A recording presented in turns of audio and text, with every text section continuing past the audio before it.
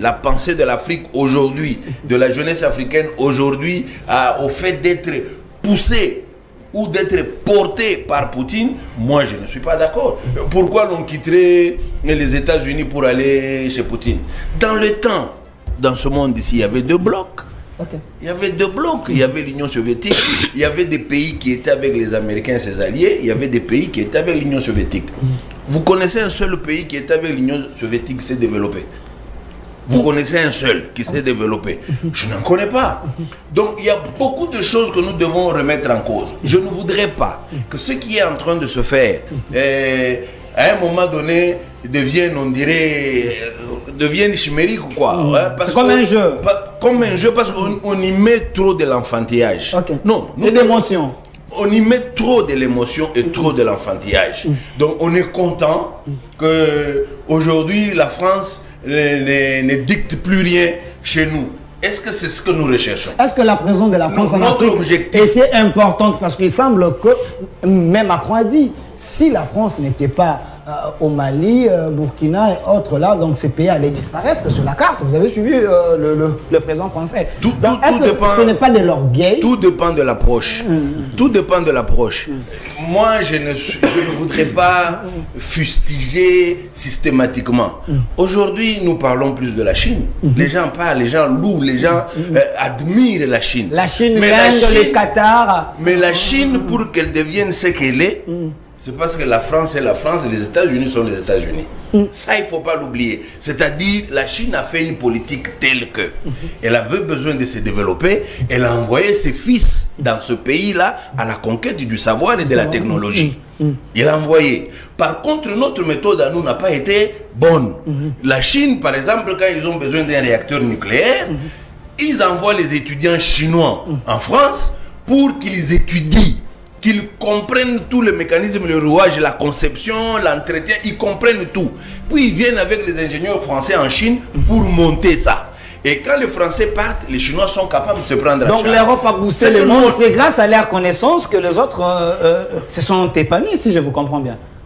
On ne va pas le nier. Mais néanmoins, en science, il ne faut pas oublier.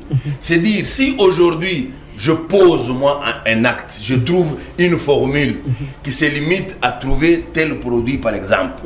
Ça, c'est le départ, c'est la base. Ce principe ne sera jamais mis en cause, mais il sera amélioré. La Russie n'est pas un pays développé. Oui. La Russie non plus n'est pas un pays développé. Il ne faut pas dire ça. Oui, c'est un pays émergent. La Russie? Oui, c'est pas un pays développé. Au même titre avec le Japon. Ça peut être un pays industrialisé, mais c'est pas un pays développé. La Russie n'est pas un pays développé et la Russie, dans la lutte d'influence, l'unilatéralisme qu'elle n'accepte pas du monde occidental, notamment des États-Unis, l'amène dans une posture où elle est en train de se battre aussi pour s'affranchir de l'unilatéralisme de l'Occident ou de politiques menées par les États-Unis avec les Européens qui ont beaucoup dominé le monde et qui ont colonisé. Aidez-nous, s'il vous plaît, parce que les étudiants suivent. Quand vous avez dit la Russie, c'est un pays développé, mettez les gens à la maison, ils se sont dit comment ça, quelle est la différence entre un pays émergent et un pays développé. Aidez-nous un peu, dans quelques minutes. Non, je veux tout simplement dire que la Russie n'est pas un pays développé. Tout étudiant qui a suivi un bon processus, qui connaît les mutations et le mouvement des nations, on sait que la Russie est un pays industrialisé. La Russie dépend d'elle-même. Non, mais être développé n'est pas toutes les sanctions qui est tombée sur la Russie, mais la Russie tient encore. Si vous dites que la Russie n'est pas développée, donc oui, la Russie n'est pas développée. C'est un pays émergent, comme a dit le prof, parce que depuis l'effondrement 90, le bloc socialiste, la Russie est sortie affaiblie. Les dépenses militaires, la Russie a augmenté seulement les dépenses militaires pour concurrencer avec les Américains. Mais sur le plan des productions locales, les consommations, la Russie importe 65% des besoins alimentaires de première nécessité. Merci. Donc, notez à la maison. Donc la Russie n'est pas un pays développé. Elle se bat pour s'affranchir et avec elle, comme elle a une puissance militaire, elle essaye, comme elle est une puissance militaire qui concurrencie par exemple l'Europe occidentale ou les États-Unis, elle essaie de relayer vers elle les autres nations. notamment, et créer un partenariat avec l'Afrique, et créer un partenariat avec la Chine, et avec les pays arabes de l'Asie. Et tout ça pour faire un front, un bloc contre les États-Unis. Et ainsi développer le bipolarisme qui avait existé un peu avant que l'unilatéralisme que nous est en train d'utiliser, de mener aux yeux par... Et ce que le prof a dit tout à l'heure est vrai, parce que l'homme blanc reste le même. Vous avez les Russes en Centrafrique, ils font la même chose comme les Européens. Vous avez les Chinois à Kolwezi, partout, au Touélé, Bazouélé, consorts. Ils se comportent également en concurrents. Donc, peut-être nous allons avoir un partenariat pour pouvoir nous affranchir également des Occidentaux qui ont longtemps dominé sur nous et qui n'ont pas compris que plus de 60 ans après l'indépendance, après la décolonisation, ils devaient créer des passerelles de collaboration que de nous considérer comme des animaux, comme des bêtes. Ils sont menacés tout le temps, qui sont maltraités tout le temps. Et ces genres d'appels ont commencé depuis 19e siècle, en fait, qu'on a parlé de panafricanisme, de conscientisme africain et de tout ce qui a été fait et appelé. Commençons même là où ils sont là. Puisqu'ils ont trouvé la discrimination raciale, manque de considération à l'être noir, manque de tout ceci, la maltraitance qui était accrue. Et c'est né par...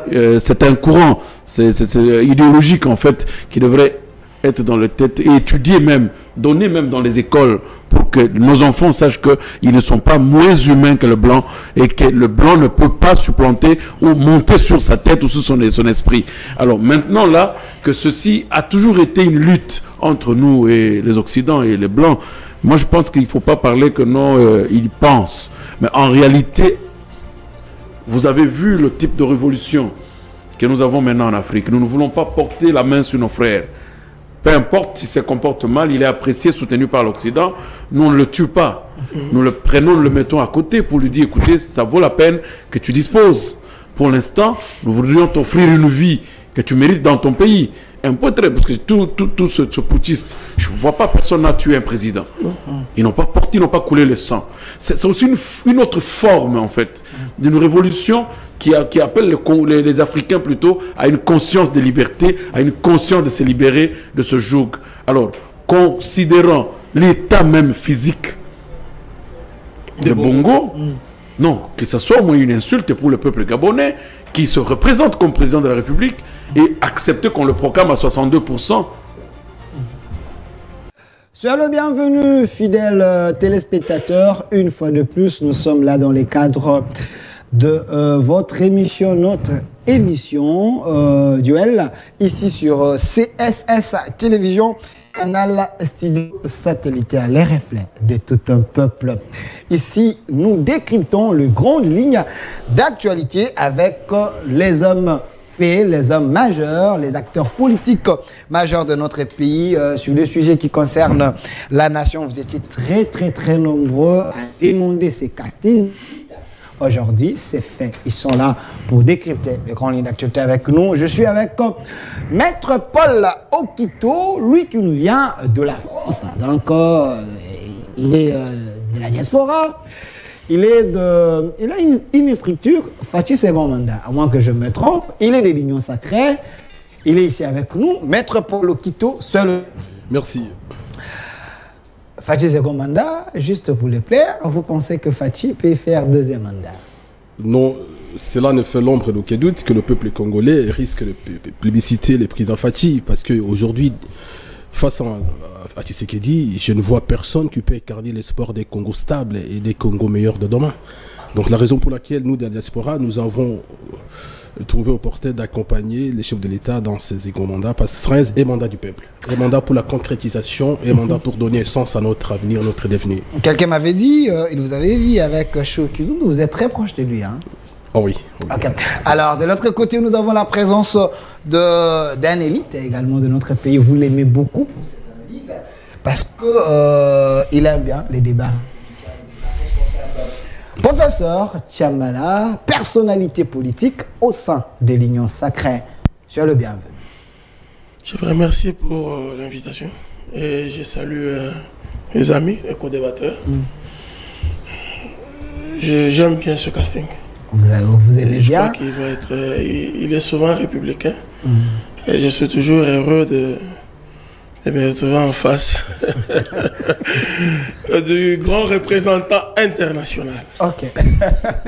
Quelqu'un m'avait dit à l'émission de la fois, parce que vous avez fait plus de 10 ans dans le rouage économique de notre pays, dans ses ministères et autres. Mais jusqu'aujourd'hui, votre expertise ne semble pas donner le fruit parce que le Congo souffre sur le plan économique. Il semble que rien ne marche. Mais vous êtes toujours dans l'Union sacrée. Pourquoi? Il ne faut pas quitter. La problématique de l'économie congolaise remonte de très longtemps. Donc, il faut beaucoup de volonté politique. Il faut extirper dans le rouage du politique, notamment des décideurs, des gens qui ont un conflit d'intérêts. C'est-à-dire ils sont à la fois politiques, mais aussi ce sont des opérateurs économiques qui... nous les retrouvons surtout avec ces régimes de 18 ans passés et l'actuel, où vous avez eu beaucoup de sénateurs et de députés hommes d'affaires qui sont allés se cacher dedans, tout simplement pour pouvoir protéger leurs intérêts. Et la plupart des lois de la République sont votées dans le sens de la protection de leurs intérêts, plutôt que du plus grand nombre qui se trouve être le peuple. Merci. Mais une économie qui est basée sur des importations et qu'il n'y a pas une production intérieure, une production locale, elle vacillera toujours comme vous êtes en train de le voir. Il faut changer des paradigmes, il faut changer des narratifs, il faut changer exactement le paradigme pour voir cette économie pouvoir se relancer alors que nous en avons beaucoup d'atouts. Donc c'est un problème de volonté politique. Oui, mais il y a un ministère, aujourd'hui les gens me posent des questions, commerce extérieur avec M. Jean-Lucien Mboussa. Il semble que dans ces ministères, rien ne marche. L'homme n'arrive pas à relever les défis. Il vous pose aussi des problèmes? Est-ce que ces ministères vous posent des problèmes?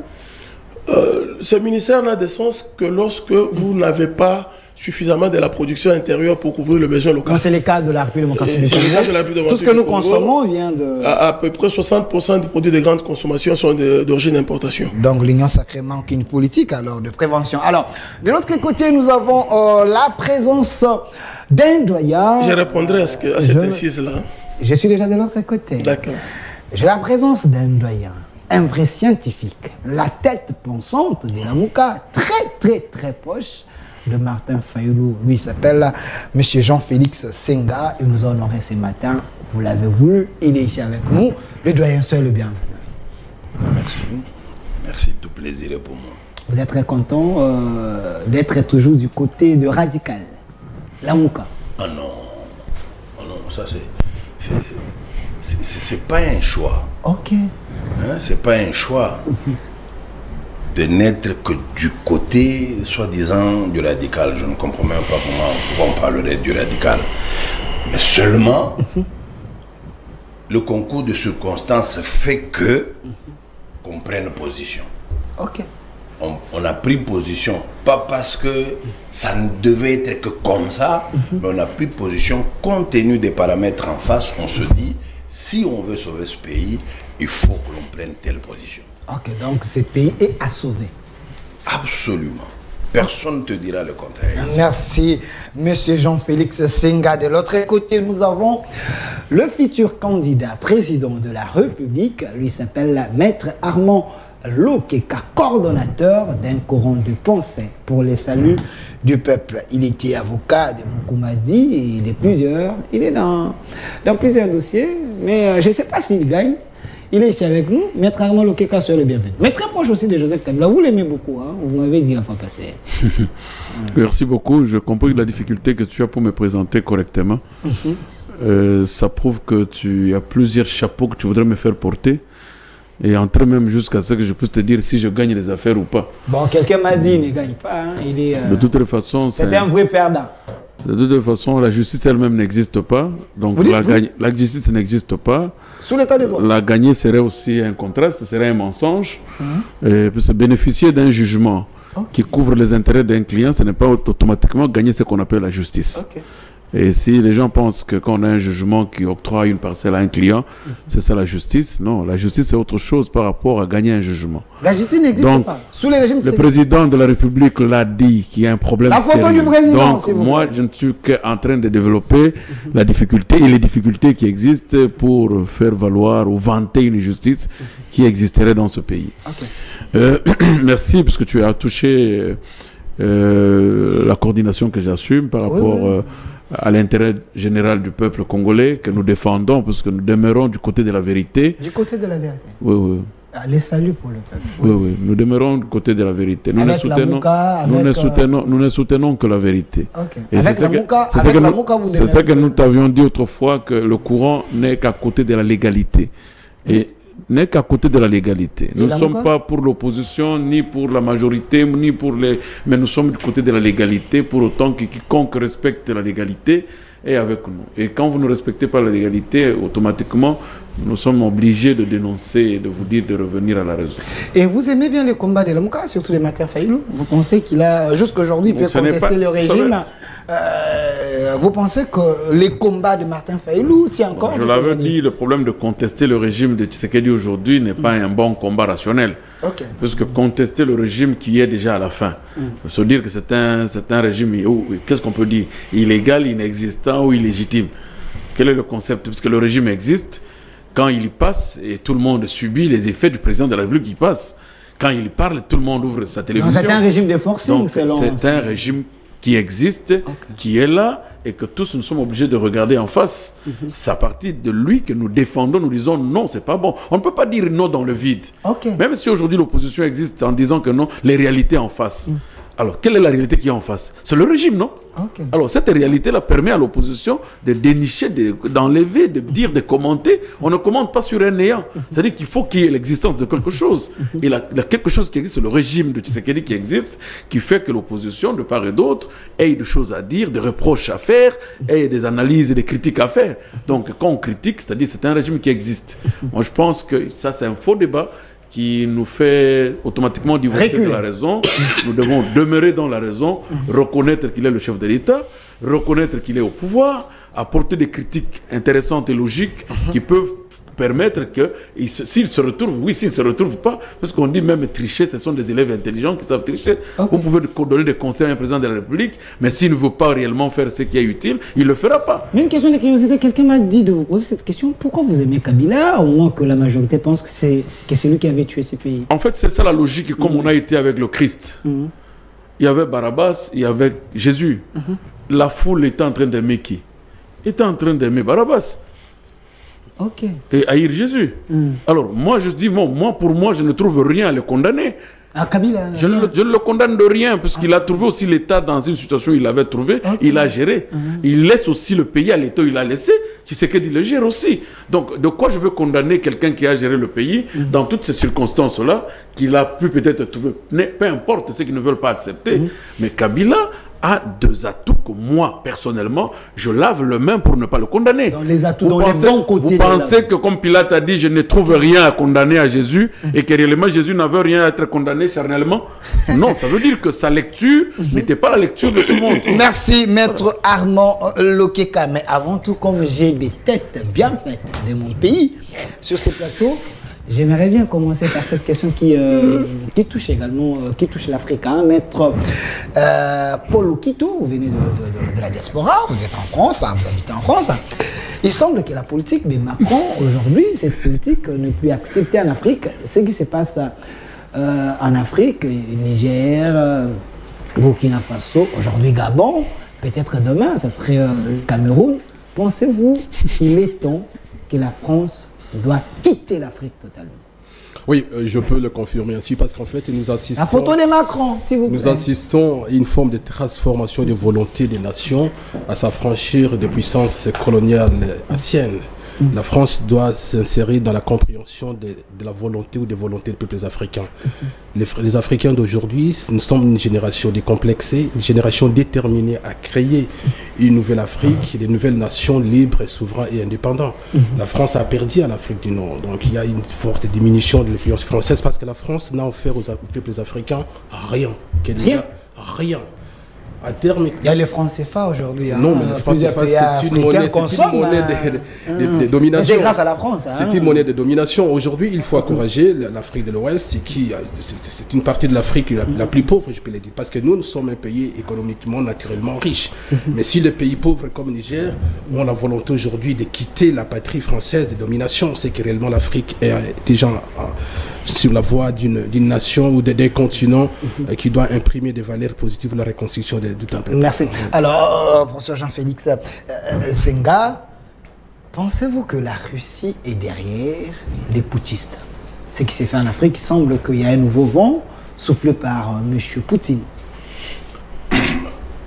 Je crains que je ne dise que ce serait réducteur de penser que nous, les Africains, aujourd'hui, ce que nous sommes en train de faire, nous le faisons parce que poussés par tel ou tel autre. Ce serait très réducteur. Mais par contre, je me dis, il y a un vent qui souffle en Afrique. C'est le vent du panafricanisme. Avec cette idée, les Africains ont décidé finalement de rentrer en eux-mêmes pour réfléchir, et ils ont fait un certain nombre de constats qui, du reste, avaient été contredits volontairement par l'Occident. Et nous sommes aujourd'hui considérés comme un peuple sans histoire. Nous sommes considérés comme un peuple sans culture. Nous sommes considérés comme un peuple sans civilisation. Sans repère. Nous sommes considérés comme un peuple qui n'a rien apporté à l'humanité, bien que l'Afrique soit le berceau de l'humanité. Telle est la lecture des autres. Eh bien, nous, Africains, quand nous rentrons à nous-mêmes, nous disons non. Nous avons beaucoup apporté, nous avons beaucoup contribué à ce qui se passe aujourd'hui. Il n'y a pas de traces, il semble. Nous avons beaucoup contribué. Non, ce n'est pas parce que les uns ont cherché à effacer les traces qu'il n'y en a pas. Quand vous prenez les travaux du professeur Tchekanta Diop, vous vous rendrez compte, il y a des traces qui sont très significatives, très éloquentes. Bien, je disais que le vent qui soufflait là a fait que tous les Africains ont pris conscience. Ils se sont dit, nous devons nous émanciper de l'Occident. Nous devons être nous-mêmes. Nous devons être un peuple fort. Pour y parvenir, il faut définir un certain nombre de paramètres. Et si nous réunissons ces paramètres, c'est alors que nous aurons atteint notre objectif. Donc, coller notre pensée, la pensée de l'Afrique aujourd'hui, de la jeunesse africaine aujourd'hui, au fait d'être poussé ou d'être porté par Poutine, moi je ne suis pas d'accord. Pourquoi l'on quitterait les États-Unis pour aller chez Poutine? Dans le temps, dans ce monde ici, il y avait deux blocs. Il y avait deux blocs. Il y avait l'Union soviétique, il y avait des pays qui étaient avec les Américains et ses alliés, il y avait des pays qui étaient avec l'Union soviétique. Vous connaissez un seul pays qui était avec l'Union soviétique qui s'est développé? Vous connaissez un seul qui s'est développé? Je n'en connais pas. Donc il y a beaucoup de choses que nous devons remettre en cause. Je ne voudrais pas que ce qui est en train de se faire, à un moment donné, devienne, on dirait, devienne chimérique ou quoi. C'est comme un jeu. Comme un jeu, parce qu'on y met trop de l'enfantillage. Non. Et d'émotion. On y met trop de l'émotion et trop de l'enfantillage.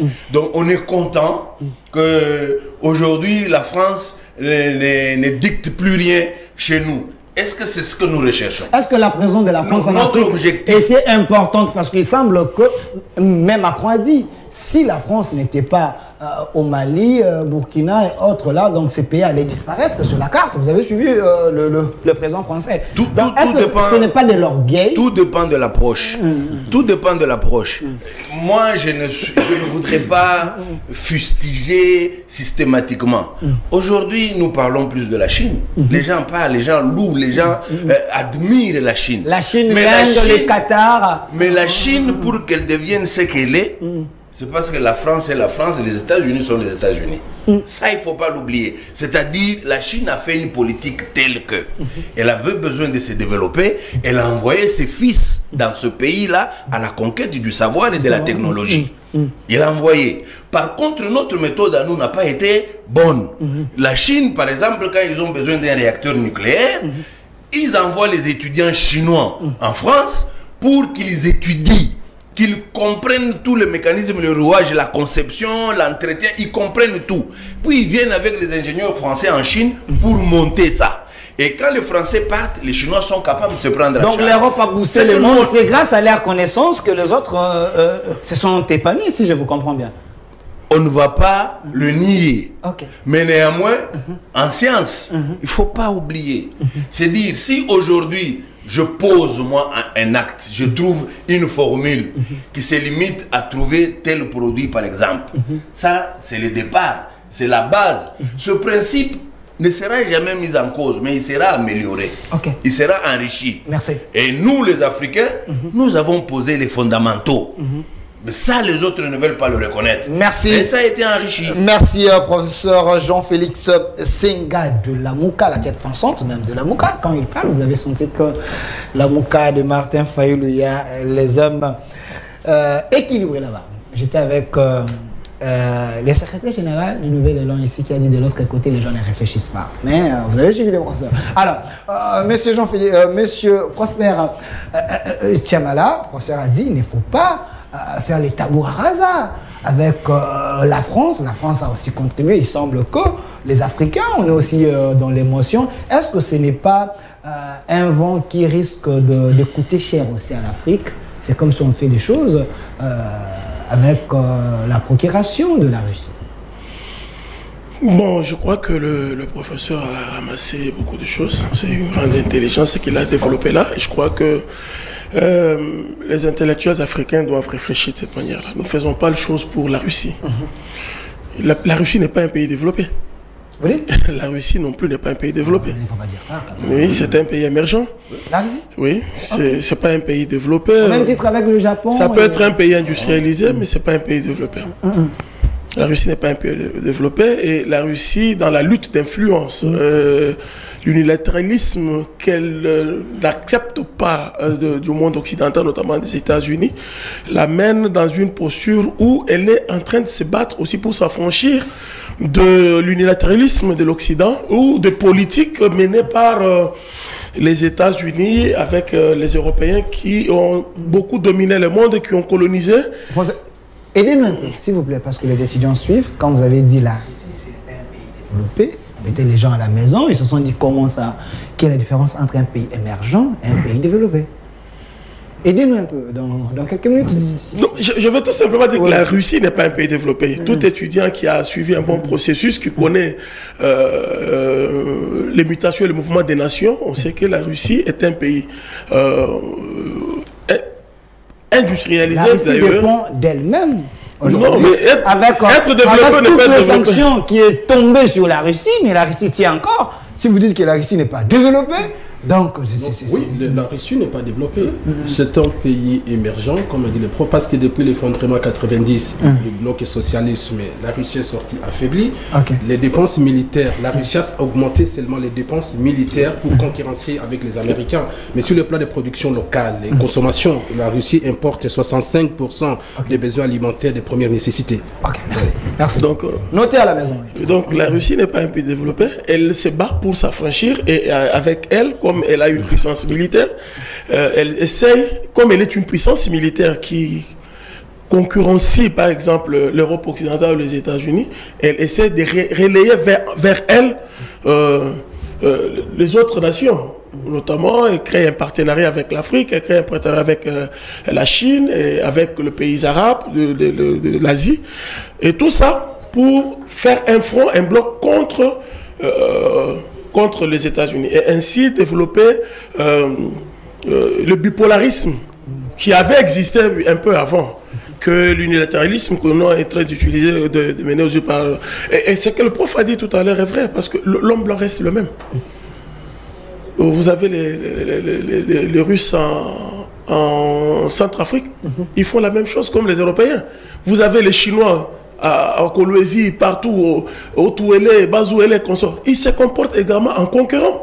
Donc, peut-être nous allons avoir un partenariat pour pouvoir nous affranchir également des Occidentaux qui ont longtemps dominé sur nous et qui n'ont pas compris que plus de 60 ans après l'indépendance, après la décolonisation, ils devaient créer des passerelles de collaboration que de nous considérer comme des animaux, comme des bêtes. Le prof a dit tout à l'heure. Mais c'est humiliant ce que vous êtes en train de dire. Donc vous voulez dire au monde entier qui sont en train de nous suivre que l'Afrique n'a jamais été indépendante, si vous dites ça?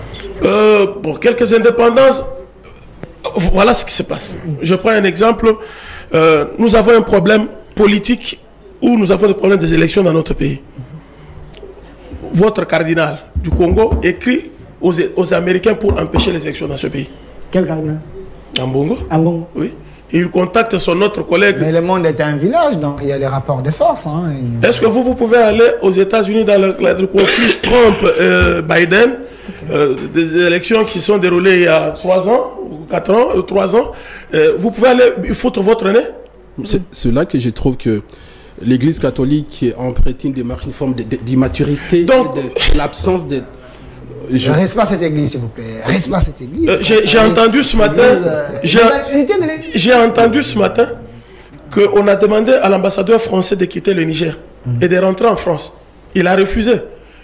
On lui a retiré les immunités. On lui a demandé de partir. On va le forcer à pouvoir partir. Et la France dit on a même coupé l'eau et l'électricité, ça. Et la France dit vouloir mobiliser son armée pour aller intervenir au Niger. Ils ont des troupes là-bas. Vous vous dites que vous êtes affranchi, vous êtes libre. Non. Mais l'ambassade d'un pays dans votre pays, c'est leur pays, il semble. Donc vous ne pouvez pas aller dans l'ambassade de la France ici, aller faire de n'importe quoi, parce que c'est la représentation de la France dans votre pays. Il y a quand même des limites. Je crois que les populations européennes qui étaient au Niger ont été appelées à partir. Dès lors qu'il y a eu ce coup d'État, ils sont partis. Pourquoi l'ambassadeur ne partirait pas? Parce qu'il est indésirable. Merci. Alors, Maître Armand Lokeka, pour terminer avec cette question sommaire, parce que je savais que cette question intéresse aussi plus d'âmes. Monsieur Lazek, si je peux avoir la photo de Monsieur Ali Bongo, vous avez suivi le président, si je peux dire comme ça. Légalement, il est toujours président, à moins que je me trompe. Ali Bongo. Légalement, il est toujours président. Il a fait un message en anglais. Est-ce une manière de dire à la France que vous ne m'avez pas aidé, ou soit une manière de dire aux autres, nous devons maintenant tourner vers les pays anglophones? Non, moi je pense que ce n'est pas un problème tel que l'a dit le professeur Jean-Félix, de dire qu'on tourne où on est soutenu. Parce qu'il y a longtemps que le peuple africain restait indifférent contre l'appel de conscientisme de négro-africain, qui devrait être une entreprise globale et progressiste pour les États supposés indépendants, négro-africains, qui sont menacés tout le temps, qui sont maltraités tout le temps. Et ces genres d'appels ont commencé depuis 19e siècle, en fait, qu'on a parlé de panafricanisme, de conscientisme africain et de tout ce qui a été fait et appelé. Commençons même là où ils sont là. Puisqu'ils ont trouvé la discrimination raciale, manque de considération à l'être noir, manque de tout ceci, la maltraitance qui était accrue, et c'est né par, c'est un courant, c'est idéologique en fait, qui devrait être dans les têtes et étudier même, donner même dans les écoles pour que nos enfants sachent qu'ils ne sont pas moins humains que le blanc et que le blanc ne peut pas supplanter ou monter sur sa tête ou sur son esprit. Alors maintenant là, que ceci a toujours été une lutte entre nous et les Occidents et les blancs, moi je pense qu'il ne faut pas parler que non, ils pensent. Mais en réalité, vous avez vu le type de révolution que nous avons maintenant en Afrique. Nous ne voulons pas porter la main sur nos frères. Peu importe s'il se comporte mal, il est apprécié, soutenu par l'Occident. Nous, on ne le tue pas. Nous le prenons, nous le mettons à côté pour lui dire, écoutez, ça vaut la peine que tu disposes. Pour l'instant, nous voudrions t'offrir une vie que tu mérites dans ton pays. Un peu très, parce que tout ce putschiste, je ne vois pas personne n'a tué un président. Ils n'ont pas porté, ils n'ont pas coulé le sang. C'est aussi une autre forme, en fait, d'une révolution qui appelle les Africains plutôt à une conscience de liberté, à une conscience de se libérer de ce joug. Alors, considérant l'état même physique de Bongo, non, que ce soit au moins une insulte pour le peuple gabonais, qui se représente comme président de la République, et accepter qu'on le proclame à 62%. Vous comprenez? Puisque déjà, il a un problème. Toute déformation physique affecte le mental. Et ça, c'est un principe. Touché par une maladie du genre, il pouvait rester comme le pater du pays pour laisser le pouvoir à d'autres personnes. Pourquoi pas cette conscience ne pouvait pas l'animer? Et aujourd'hui, il appelle, non, faites du bruit. Qui va faire le bruit? On ne t'a pas tué. Si on l'aurait tué, il ne ferait pas cette vidéo. C'est parce qu'on voudrait lui faire dire que tu es chez toi, tu es africain, tu es gabonais, tu restes au Gabon.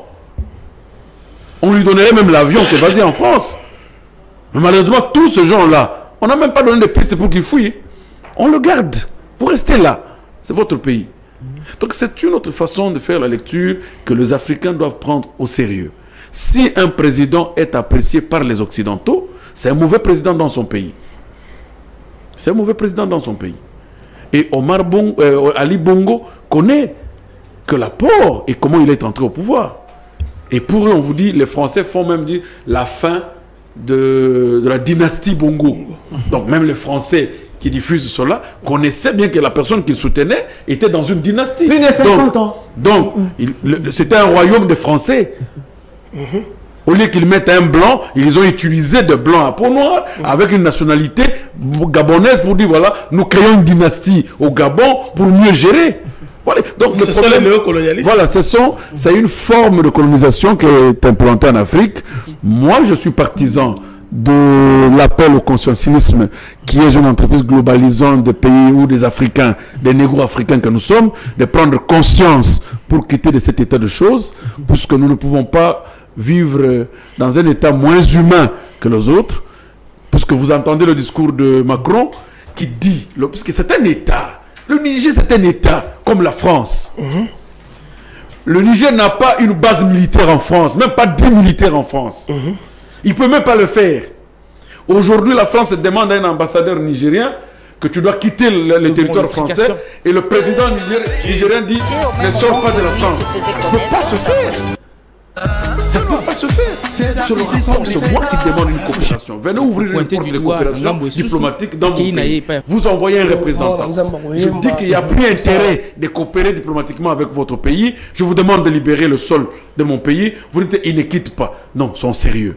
Et le monde entier pense que Macron a raison de décider ainsi sur le pays africain, puisqu'il a des militaires, une base militaire au Niger, et il pense que tous les Nigériens... Il a même conscientisé certains présidents africains. Non, sérieux. Même il a de ne pas se laisser faire. Il a 1500 militaires au Niger, et il va demander à ces 1500 de tuer le peuple nigérien, puisque lui, Macron... protéger l'ambassade. Non, le problème c'est lequel... Le sol sur lequel l'ambassade nigérienne, l'ambassade de France est construite, c'est le terre nigérien. Ce n'est pas un terre français. C'est pas un territoire français. Merci. Donc, automatiquement, qu'il ne peut pas dire à son ambassadeur de ne pas quitter. Merci, maître. Le fait de dire à son ambassadeur qu'il ne veut pas quitter, ça constitue en plus que Macron fait un défi à tous les Africains et démontre en face de tout le monde que c'est moi qui gère l'Afrique. Merci. La France a refusé de donner le visa à l'ancien président burkinabé qui est en Côte d'Ivoire. Voilà. Pour aller se faire soigner. Voilà. Et il s'est fait soigner au Maroc. Okay. Alors qu'il a été à leur service. Mais j'ai même suivi le président ivoirien, Alassane Ouattara, qui a dit la CEDEAO va agir. J'ai aussi suivi. Et notre valet de l'Occident. Macky Sall, j'ai également suivi les présidents du Bénin qui ont été allés dans le sens que la CEDEAO doit agir pour mettre fin à ces fléaux des putschistes. Évoluons. Il va agir où? Bon, c'est une question qui reste pendante. Et ils veulent embraser l'Afrique. S'il vous plaît, c'est une question qui reste pendante. Parce que le peuple est content de ces putschistes. Je comprends que les fibres patriotiques et panafricanistes et panafricanistes parlent ici. Alors, Maître Paul Okito, parlons-en. La thématique, il y a deux questions principales de cette émission. La première question, la colère de manifestants à Goma est-elle justifiée? La répression de notre armée, est-ce le professionnalisme ou l'amateurisme? Je réponds. La colère des manifestants à Goma est-elle justifiée? La répression de notre armée démontre le professionnalisme ou l'amateurisme? C'est la première question. Attendez. La deuxième question, on va parler du processus électoral à la République démocratique du Congo. Faut-il aller malgré le préalable de l'opposition non résolu? Processus électoral en RDC en 2023, faut-il aller malgré les préalables de l'opposition non résolus? Alors, la première question, Maître Paul Okito, à vous de parler. Oui, la couleur de manifestants. Vous savez très bien que nous sommes en démocratie et que les manifestations ou la manifestation fait partie de l'expression démocratique. L'armée, que l'État a l'obligation de garantir la sécurité des manifestants. Donc, garantir, c'est sécuriser. Parce Monsieur Philemon, l'armée, les images. De sécuriser les citoyens. Si les gens, les habitants de Goma, auraient voulu manifester contre la MONUC, peut-être aussi contre l'insécurité et contre la vie chère. Donc, je ne vois pas comment l'État congolais pourrait permettre à tirer à bout portant sur les manifestants. Peut-être qu'il y avait des bavures, peut-être, mais là, on ne peut pas se prononcer parce qu'il faut qu'il y ait au moins une enquête indépendante pour voir les donneurs d'ordre, pourquoi cela a été fait, dans quelles circonstances. Parce que vous savez très bien que la région de Goma, c'est une région frontalière avec le Rwanda. Il y a plusieurs éléments des États étrangers qui sont là, qui profitent de ces genres de manifestations pour en découdre.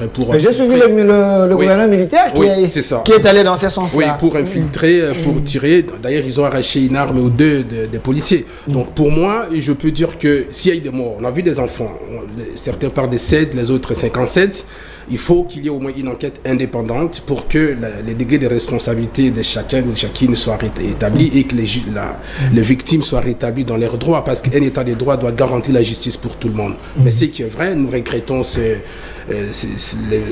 tirs-là à bout portant de nos militaires. Peut-être c'était dans des circonstances un peu exceptionnelles. Merci. Alors, professeur Jean-Félix Senga, la question, la colère des manifestants est-elle justifiée? Du fait que l'armée ait tiré à bout portant à la population, qui revendiquait, qui marchait, pas contre le gouvernement, pas contre le gouvernement provincial, mais parce qu'il voulait les départs de la MONUSCO et de l'EAC. Je ne peux pas comprendre pourquoi l'armée peut se donner les luxes de tirer à bout portant. Donc la motivation est meilleure. L'armée, l'attitude, le comportement, l'agissement de l'armée ne se justifie pas. Ne se justifie pas. L'armée congolaise, comme toute autre armée, c'est avec les impôts, le travail des civils que l'État a l'argent pour créer l'armée, pour doter à l'armée de tout ce qu'il a dans le but de défendre, de préserver l'intégrité territoriale, de préserver notre souveraineté. C'est ça la première mission, sécuriser, défendre. Mais que l'armée se donne les luxes, quelles que soient les raisons, parce que, à mon humble avis, les gens qui marchaient là, les jeunes gens qui marchaient, n'avaient pas d'armes, même pas d'armes blanches. Donc ils ne s'attaquaient pas à l'armée.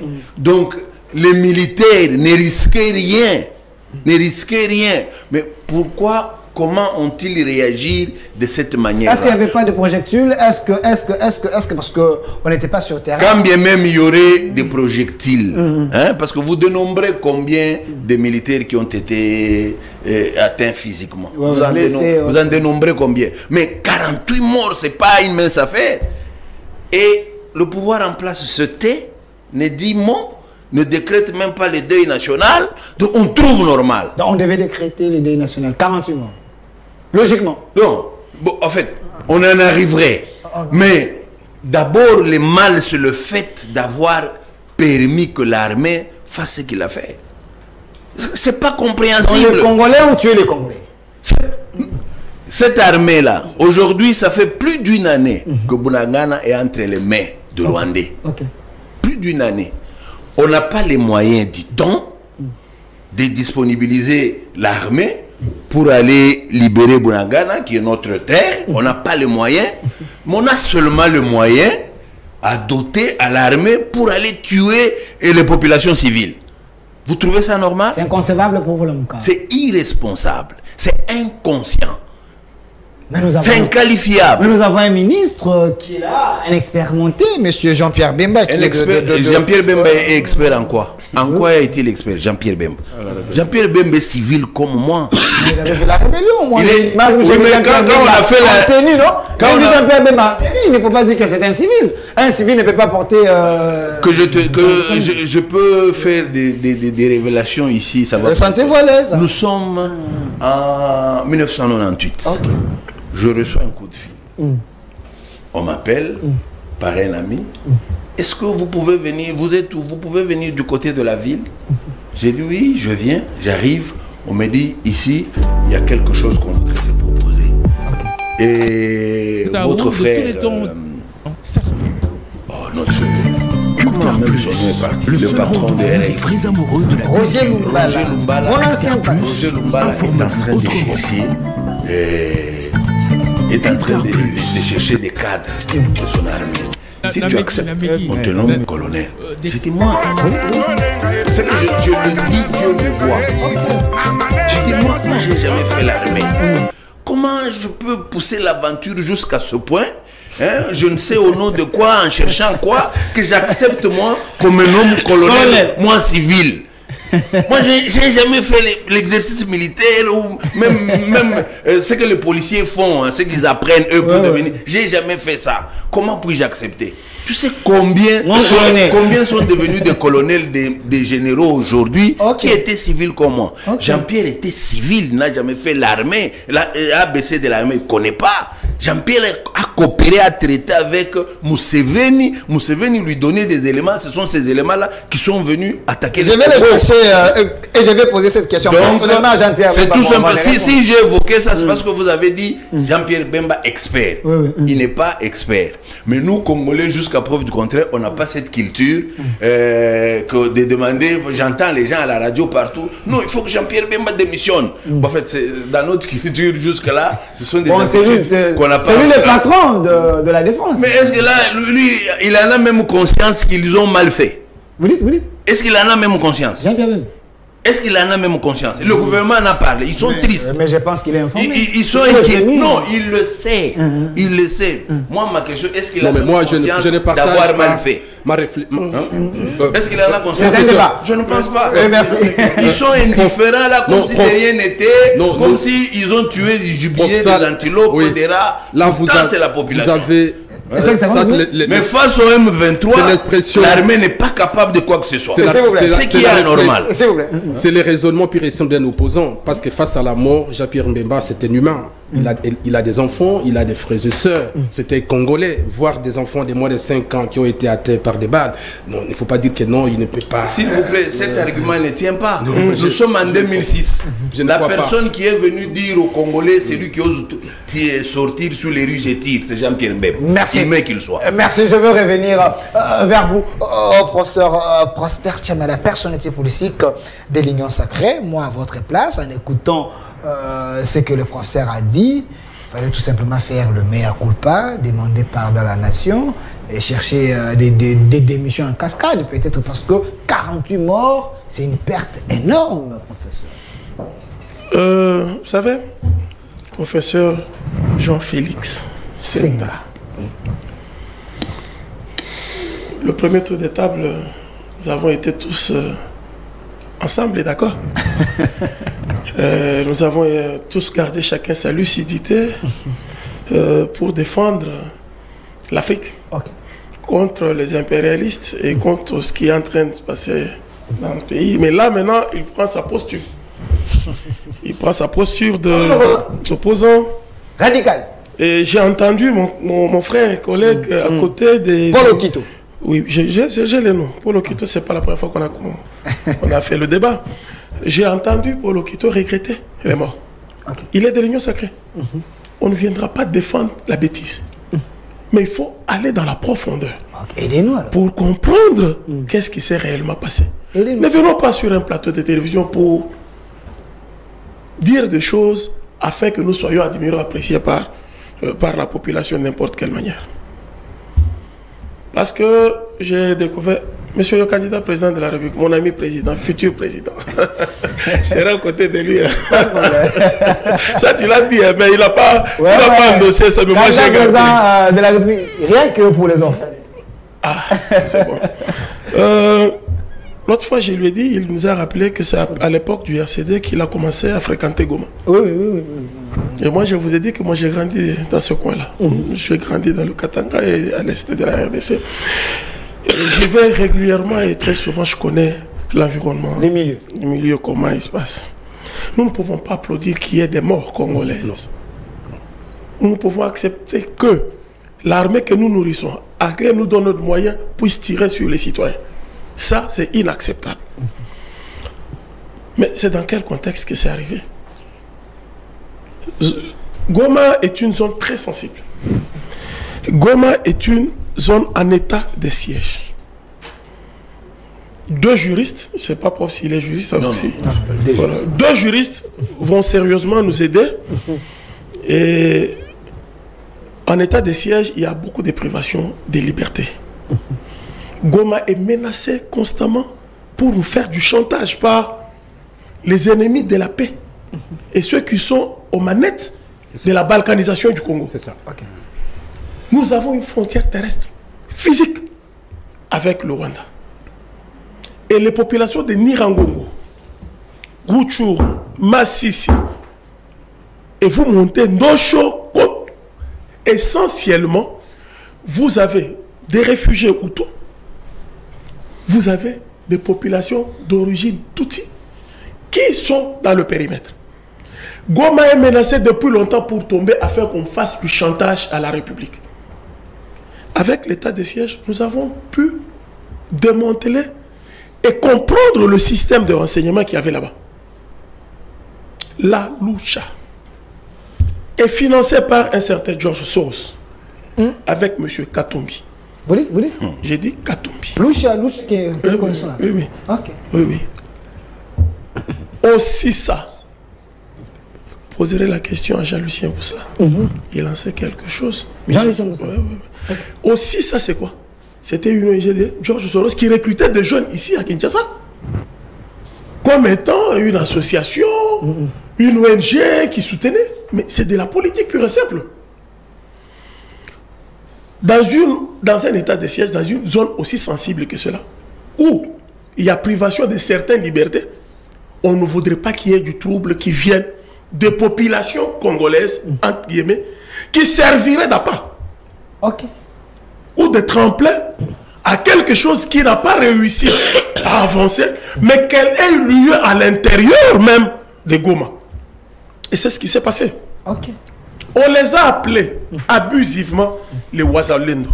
Wazalendo, il semble que c'était les Wazalendo spirituel comme le Bundunia. Non, mais jamais les Wazalendo sont dans cette église-là. Okay. Qui tient cette église-là? Il s'appellerait Bissimo. Il s'appelle Bissimo, pas il s'appellerait, il s'appelle Bissimo. Bissimo, ok.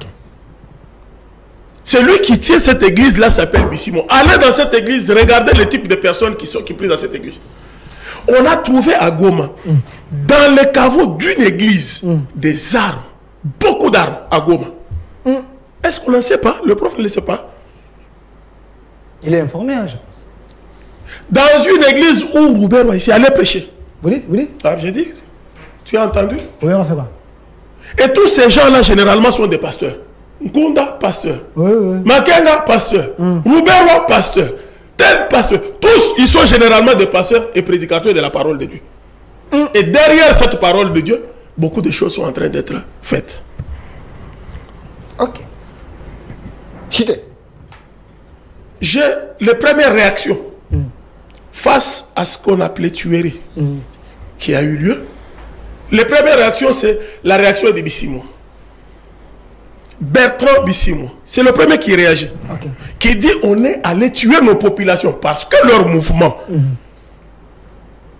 le M23, c'est pas pour la cause de certaines populations congolaises qui sont menacées au Congo. Et Kagame le dit. C'est le même langage. Vous suivez Museveni. Okay. Dernièrement, Museveni tient un point de presse. Il dit j'ai parlé avec le M23. Il affirme les soutenir. Qui les a encadrés. Quand il a parlé avec eux, ils lui ont dit nous cherchons à retourner sur nos terres, on nous chasse sur nos terres. Quelles sont les populations congolaises qu'on chasse sur les terres? Le M23 se bat pour la récupération des terres que Kagame appelle des terres rwandaises. Et il évoque 1800, je ne sais pas, 10, 1830, je ne sais pas combien. Et ce sont ces gens-là qui vont s'élever contre la MONUSCO. Combien de fois on s'est élevé contre la MONUSCO et combien de fois on a tué 48 personnes dans ce pays? À Goma, plusieurs manifestations ont eu lieu contre la MONUSCO. On a brûlé même comment on appelle, le quartier général de la MONUSCO. Est-ce qu'on en a tué 48? Jamais on a tué 48. Donc l'armée avait l'information selon la... une manière de... Justement. Ok. L'armée avait l'information et qu'à l'issue, on s'attaquait à la MONUSCO. Nous sommes dans un programme de désengagement et du retrait de la MONUSCO. Je crois que c'est pour 2024. Nous sommes à la fin de 2023 pour 2024 et ça s'est négocié comme ça. Des gens surgissent comme quoi c'est la MONUSCO. J'ai dit on les a appelés les Ouazalendo. Or, les Ouazalendo, c'était toucher la fibre communautaire afin qu'on embrasse le Nord Kivu. Oh, les Ouazalendo sont au front en appui à nos forces armées. Okay. Les Ouazalendo sont ceux qui barrent la route, qui connaissent la forêt, le parc de Virunga, qui connaissent tout le chemin par lequel ils font barrage. Et on les a accusés, vous avez entendu dernièrement le secrétaire général de la Nations Unies dire que on a pris les groupes armés pour pouvoir combattre les R23. Je vais chuter. 5 secondes. En dehors de la réaction de Bissi Moi Bertrand, qui est le porte-parole militaire et président du M23, j'ai encore enregistré la réaction de Moïse Katumbi. Moïse Katumbi? Oui. Ok, il a dit quoi? Il a aussi dit que c'est l'incapacité du gouvernement de Kinshasa de mettre de la sécurité à Goma, que l'on allait tuer les gens. Or, Moïse Katumbi n'a jamais condamné les Rwandais sur l'agression de la RDC. Et comme on sait qu'il a aussi ce comptoir de minerais au Rwanda, Moïse Katumbi n'a jamais condamné. Vous avez suivi Olivier Kamitatou sur Télé 50, vous l'avez suivi dans toutes les émissions. Jamais ils n'ont eu le courage de le faire. L'autre qui a su, un autre valet de Moïse Katumbi. 5 secondes. Un autre valet de Moïse Katumbi. Acheté, Loubaya Claudel. Lui aussi a condamné. Claudel Loubaya. Oui. Okay. Un autre, c'est ça. Tous des agents, des marionnettes de Katumbi et des relais de l'Occident et du Rwanda. Et enfin, c'est lui qui, un autre qui a été porté et finalement à qui on a demandé des comptes pour pouvoir céder sa candidature à la présidence de la République à la faveur de son boss, son mentor, c'est Fayoulo. Qu'il aussi. Donc, lorsque vous regardez la trajectoire des personnes qui condamnent ça, ils viennent d'une certaine mouvance. Et tous, pour la plupart, ce sont des traîtres de la République. Merci. Vos propos tous sont des traîtres de la République. Vos propos vous engagent, les services vous suivent. Cependant, ceux qui sont morts, s'ils sont véritablement congolais, et d'ailleurs, le gouvernement a diligenté une enquête, et il a dit que ça sera un procès public, et ceux qui seront trouvés dans l'erreur d'avoir tué des Congolais pour une quelconque bavure qui ne se justifie pas, ils seront traduits devant la Merci, merci, professeur Prosper Tchama, la personnalité politique de l'Union Sacrée. Vos propos vous engagent quand vous dites que toutes ces grandes personnalités, c'est des traîtres. Bon, c'est une chose qui est chose. Si on connaît bien la géographie de Goma, on ne dirait pas ce qu'on est en train de dire. S'il vous plaît, s'il vous plaît. Et pourquoi ça n'a pas entraîné toute la population? L'Union Sacrée, pourquoi vous voulez glisser? Ne glissez pas. L'élection c'est en 2023. Il y a un prélat catholique qui nous a dit qu'il faut glisser, ça ne va pas faire quoi que ce soit. S'il vous plaît, s'il vous plaît. Ah, Nani, c'est qui là? S'il vous plaît, s'il vous plaît. Il nous a dit qu'il glisse pas, c'est pas un problème. Calmez-vous, calmez-vous. Vous avez eu 4 ans. Alors, Maître Armand Lokeka, ce n'est pas votre temps de parole. Maître Armand Lokeka, vous l'avez suivi. Avec un calme de Kingakati. Quand vous les suivez là, je voyais c'est comme si Kabila était ici. Parce que vous avez... Arrêtez de coller mon frère. Il faut le laisser parler. Il aime mon Kabila. De le coller. Je sais qu'il l'aime bien, mais arrêtez de le coller. Même le silence, c'est comme le silence de Kabila. Alors, Maître Armand, vous voulez citer les noms des individus. Amour profit. Le nom de Kabila vous dérange beaucoup. Non, il ne dérange pas. C'est notre ancien président. Ah, merci. Un homme calme. Mais Lokeka est aussi calme à sa manière. Ne le comparez pas à Kabila. Pourquoi tu dois le comparer seulement à Kabila? Est-ce qu'il peut parler? Oh là là, qu'il parle. Ne le percevez pas. Donc mon frère, il faut refuser ce genre de choses. Maître Armand Lokeka. Toi, tu n'as pas une identité. Est-ce qu'il peut parler? Oh là là, maître. Maître Armand Lokeka. Oui. Est-ce qu'on pouvait tuer des Congolais comme ça? Non, en principe, je commence par la fin de l'intervention de professeur qui dit tous ceux qui condamnent ce ce carnage, cette tuerie de Goma sont des traîtres. Tous ceux qui condamnent. Pour la plupart, j'ai cité. Je les ai cités énumérés et je connais leur posture politique. Je ne t'ai pas dit tout. Vous n'avez cité que ceux qui sont contre Tshisekedi. À vous entendre parler, vous n'avez pas démontré leur traîtrise, mais tous ces gens que vous avez cités nommément... Ils ont leur quartier général. Permettez-moi que je vous dise que pour cet état de choses, vous avez parlé en partisan. Puisque moi, je vous connais quelqu'un qui est élevé en logique et en rationalité. Tous ceux qui sont contre Tshisekedi ne sont pas automatiquement traîtres.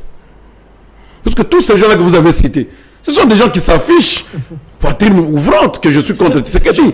Alors, le problème sur lequel, non, il faudrait maintenant que vous puissiez descendre. On est devant un fait dont vous-même vous avez commencé à condamner. Vous avez dit, nous ne sommes pas contents qu'on tue les Congolais. Et à la fin, vous dites, non, ceux qui sont tués ne sont pas Congolais. Il y a un contraste dans le dire. Pour autant que même la MONUSCO qui était contre qui la manifestation était faite. Est-ce qu'il peut parler, s'il vous plaît?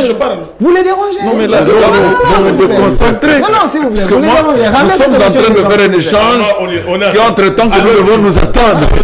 La MONUSCO contre qui la manifestation était montée regrette de 48 morts à bout portant par l'armée, s'il vous plaît, pas la police, l'armée congolaise.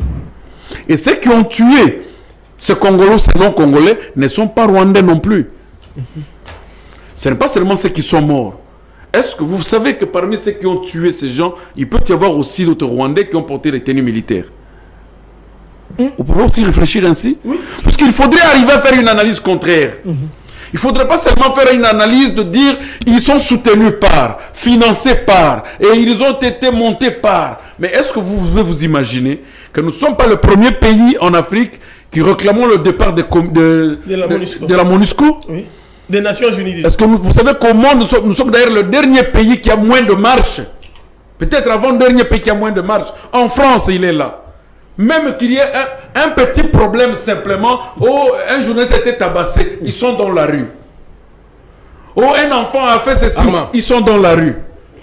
Oh, il y a quelque chose, ils sont dans la rue. Oui. Hier, je les ai vus encore. Avant-hier, ils étaient dans la rue. Chaque jour en France, il y a de marches.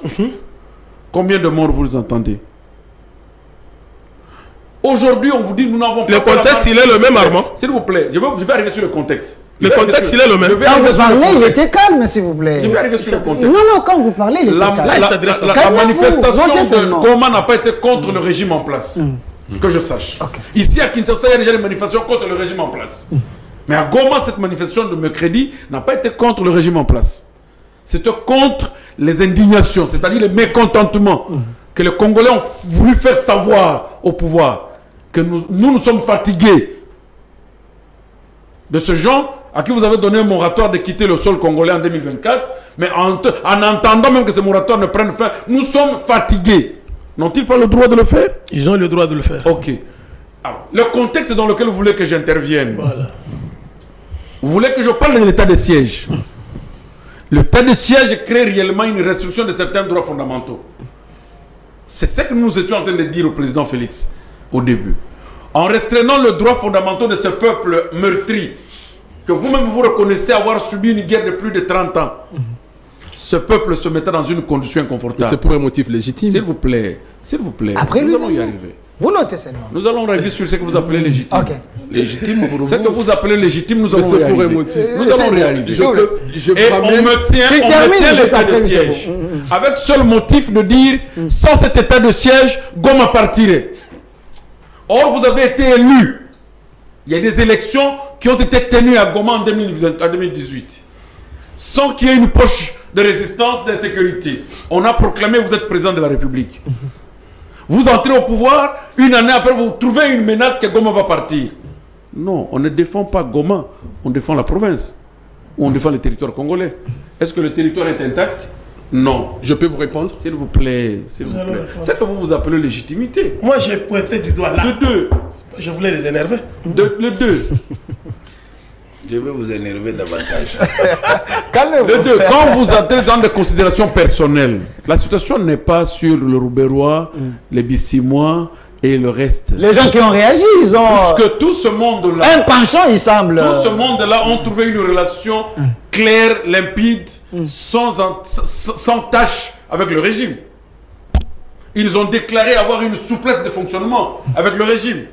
Ils ont déclaré une relation de fraternité. Ils se sont à l'aise avec... S'il vous plaît, je veux vous le dire. Ils ont déclaré une relation de fraternité avec le régime. Ils ont déclaré une souplesse de collaboration. Ils ont déclaré une compréhension limpide, souple et fluide avec le régime. D'où vient le problème? Il faut carrément dire au peuple clairement la situation. Ce n'est pas le financement de Lucha, ce n'est pas le financement... Georges Clémence qui est en train de... Est-ce qu'à Kinshasa on n'a jamais trouvé des armes? Moi je vais vous dire qu'il n'y a pas 2 mois on a trouvé des armes ici à Mbise, à Pigeon. C'est vrai ça? Mais je vous dis. Ok. Alors, est-ce que ces armes sont trouvées à Mbise, à Pigeon? Non, je vais vous le dire. 5 secondes, comment c'est une région de guerre? Les armes peuvent être enterrées depuis 1998 ou depuis 1997 et les armes sont cachées.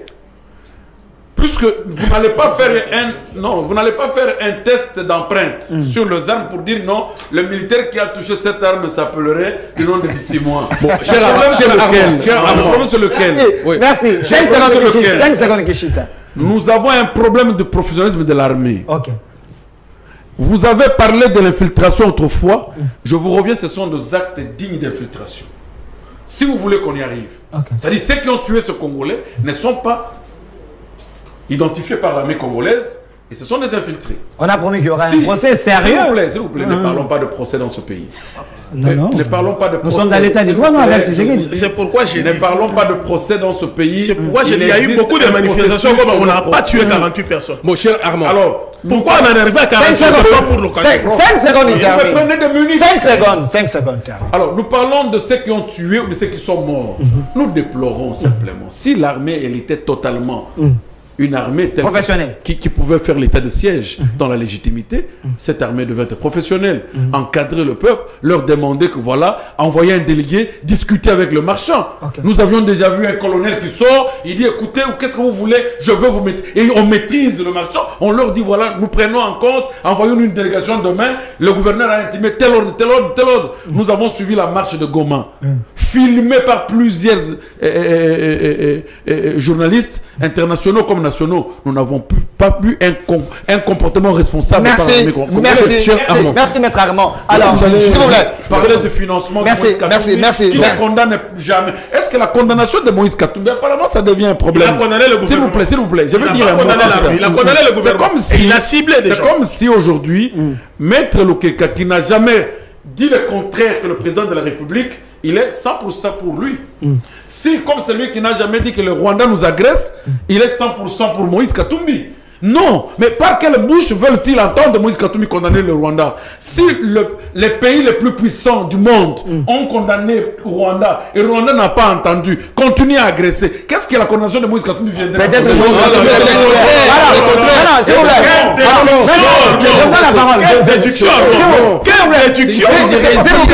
plaît, est-ce qu'il peut parler? Nous demandons à Moïse Katumbi de condamner demain. Merci. Nous demandons à Moïse Katumbi de tenir un point de presse demain. Je lui demande aujourd'hui qu'il prenne un point de presse demain. Merci. Rwanda, vous nous Calmez-vous. Monsieur Paul Okito, vous avez la parole. Le peuple nous regarde. Le peuple congolais, le peuple nous regarde. Les enfants, les femmes et les enfants. De Félix Tshisekedi, s'il vous plaît. déjà condamné. Est-ce qu'il veut parler? Nous regardons la bouche de notre père. Calmez-vous. Ni petit frère. Calmez-vous. Il est congolais. Maître Paul Okito, vous avez la parole. S'il vous plaît, il faut que les gens nous écoutent. Le peuple nous regarde et nous avons un devoir de vérité parce que nous donnons, nous informons.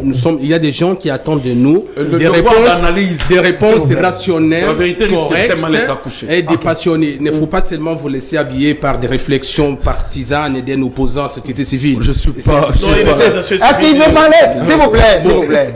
Premièrement, quand le président a décrété l'état d'urgence à Goma, c'était pas pour célébrer son anniversaire. Il y a un motif légitime parce que Goma était filtré. Vous savez très bien qu'il y a les forces occultes, les forces noires qui sont disséminées partout, qui cherchent comment mettre le Congo en fait ensemble pour annoncer la responsabilité du gouvernement Tshisekedi. Ça, vous êtes d'accord avec moi? Les Mobondo, les partout. Non, il y a des forces partout, les forces négatives qui sont là. Et Goma, cette région a toujours été convoitée par le Rwanda. parce que le Rwanda et les États pensent que Goma c'est un territoire rwandais et que 90% des citoyens qui sont là ont au moins des origines, sont aussi d'origine rwandaise. Dire aujourd'hui, non, c'est non le Rwanda, c'est le Rwanda, c'est non le Rwanda. J'avais dit ça, je l'ai dit. Vous avez vu les réclamations. Est-ce que je peux finir ma réflexion? Vous avez suivi les différentes. Professeur Chamala. Vous avez suivi les différentes revendications faites par Paul Kagame à propos de ces territoires-là, qu'en 1810, ces territoires appartenaient et seraient les territoires rwandais, dont il est en train de faire tout comment les reconquérir. Ce qui est vrai aujourd'hui, il y a eu des morts et personne ne peut s'en réjouir. Pourquoi nous disons cela? Nous savons très bien que parmi les militaires qui auraient tué, il pourrait y avoir des éléments étrangers, les forces négatives. Parce que l'armée congolaise, vous savez très bien, c'est une armée infiltrée. Il y a des individus qui sont beaucoup plus dans cette partie. Dans cette partie 4 ans après, cette armée et dans cette partie, il y a malgré les nominations, 4 ans après, il y a prolifération aussi des armes, mais les armes circulent dans cette région partout, les enfants. Donc, restons encore un peu calmes, faisons confiance à la justice militaire et civile. Nous avons besoin que les responsables de ces actes soient, le président l'a décrété, que non, ils seront traduits en justice. On dit qu'il y a des procès cosmétiques. Et nous dire aujourd'hui que non, il n'y a pas de suite, nous dire aujourd'hui que non, Moïse, même si Moïse Katumbi ne condamne pas expressement le Rwanda, parce que la France, ce n'est pas parce que la France condamne. Katumbi ne fait pas la politique par procuration de la France. Il veut candidater comme président de la République. Il doit au moins afficher de quoi, pourquoi et comment il va défendre les Pourquoi vous voulez seulement que Katumbi parle? Mais non, aujourd'hui, partout là où il passe, de façon superficielle. Non, mais il ne déclare pas ouvertement que le problème c'est le Rwanda. Il va faire un livre. Mais Katumbi pas question. Nous attendons de lui une forme de condamnation. Non, mais ils n'ont jamais entendu. Je vais lui demander de faire un livre. Sur TV5 et France 24, il avait mélangé un peu de façon superficielle le Rwanda et l'Ouganda. Mais c'est Katumbi n'a jamais, parce qu'il aurait des intérêts économiques à Rwanda. Selon l'Union sacrée. Non, c'est pas selon des observateurs neutres. Mais c'est Katumbi a des intérêts éloignés ou proches avec le Rwanda. C'est que nous voulons parler du Congo de façon rationnelle. Alors enlève Katumbi du Congo. Vous comprenez? De façon rationnelle. Comme moi, les pays est infiltré. Discutons ensemble comment avoir une nation au profit des Congolaises et des Congolais. Qu'est-ce qu'il faut faire pour que l'armée congolaise, le président l'a déclaré quand il était parti à Béni, il a trouvé des réseaux de mafias parce qu'il y a des militaires rwandais, des doubles nationalités qui sont dans l'armée congolaise et qui cherchent toujours dans toutes ces circonstances-là à tirer à bout portant. Donc d'où le travail aujourd'hui du gouvernement pour sélectionner des bons éléments dans l'armée congolaise parce que sans cela, on assistera à de telles circonstances. Combien de mois? Mais non, mais c'est un travail, ça prendra du temps. Ce n'est pas l'administration militaire, ce n'est pas que non, il y a un travail de 6 mois, de 2 mois. C'est un processus. Donc ça va évoluer et nous aurons une armée républicaine au service de la nation. Mais évitons de simplifier les condamnations que non, il y a eu des morts, c'est que c'est le président Fachi ou le gouvernement qui aurait donné l'ordre. On n'a pas dit ça. Ce n'est pas ça. Ce n'est pas les ministres de la Défense. On n'a pas dit que c'est lui qui a donné les armes. Merci. Alors, professeur, s'il vous plaît. Nous décrions simplement l'irresponsabilité de ne pas pouvoir mettre une armée professionnelle quand on décrète que ce soit l'état d'urgence. Mais pourquoi les recrutements? Mais pourquoi les recrutements des jeunes militaires? La loi de la programmation militaire, la simplification de l'administration. Mais je vous informe, simplification de l'administration militaire. Aujourd'hui, on est en train de faire du nettoyage. Alors, s'il vous plaît. Mais non, mais c'est là que nous allons, nous allons connaître qui est congolais qui ne l'est pas. S'il vous plaît. Calmez-vous. Autant de messages, s'il vous plaît. Donnez-moi Armand, s'il vous plaît. Autant de messages. Il y a certaines autorités qui sont en train d'écrire. Merci pour l'intérêt à cette émission. Professeur Jean-Félix Essenga, vous êtes de l'AMUCA. Pourquoi l'AMUCA ne soutient jamais les régimes, même s'il y a les bonnes actions? C'est quoi là, s'il vous plaît. C'est quoi l'AMUCA? Qui en reste dedans? Même s'il y a les bonnes actions. Ici, le pays est en danger. Le pays est menacé. Mais quand l'armée prend les devants pour sécuriser la province, vous voyez toujours les mal. Vous n'encouragez même pas, vous ne voyez pas les bons côtés de ce que l'armée fait. Oui, cherchons à trouver les bons côtés, s'il y en a. On dit ce coin-là, c'est le coin le plus insécurisé le plus possible. Hein? Il est en insécurité ce coin-là. Oui. Donc il faut des mesures adéquates pour essayer de trouver des solutions. De ce côté-là, il y a plusieurs groupes armés. Et la plupart des patrons de ce groupe armé se retrouvent dans l'union sacrée avec Tshisekedi. Vous avez entendu ce que j'ai dit? La plupart. D'ailleurs, il y a même un monsieur qui est passé... Il est passé même à... Je crois qu'il a fait même une émission aussi avec vous. Il a dit... Il a cité les noms. Parce que j'ai encore la vidéo. Même si on me posait la question, j'ai la vidéo. Il a dit Mboussa Nyamouissi, un groupe armé. Paloukou, un groupe armé. Il a cité beaucoup d'autorités de l'Union sacrée qui ont des groupes armés. En son temps, le président de l'Assemblée nationale, Mbosso, le disait aussi à la télé, quittez les groupes armés. C'est dit, c'est l'Union sacrée qui héberge ceux qui ont des groupes armés là-bas. Ça, c'est un. Deux, quand M. Tshisekedi devait proclamer l'état de siège, nous étions inquiets, nous avions soulevé un certain nombre de questions auxquelles on n'avait pas donné de réponses. Mais néanmoins, on se demandait, aujourd'hui on peut faire un constat.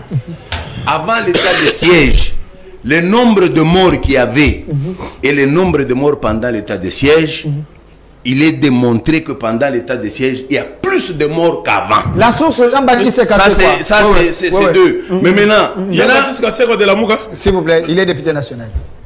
Maintenant qu'il y a plus de morts qu'avant, donc apparemment, l'état de siège n'a pas apporté de solution. Or, eux, ils ont décrété cet état de siège pour tenter de résoudre tant soit peu. Mais ils n'ont rien résolu, ils ont aggravé la situation. Donc, 3. Dans ce gouvernement, je continue. 3. Vous dites, c'est la partie la plus insécurisée, le plus possible. Est-ce qu'on s'est donné la peine de fermer les frontières? On n'a pas fermé, on laisse les frontières ouvertes.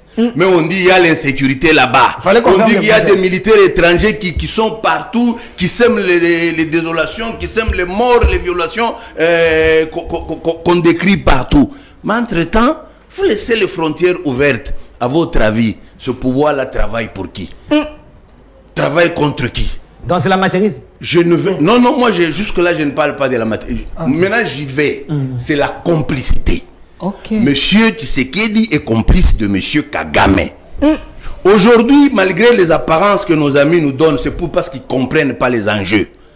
Quand on a créé l'état de siège, c'est pour faciliter l'infiltration. C'est vrai ça? Mais oui, c'est pourquoi on a astreint la liberté de mouvement pour cloisonner les gens afin de permettre aux ennemis de la République d'entrer, de faire ce qu'ils ont à faire.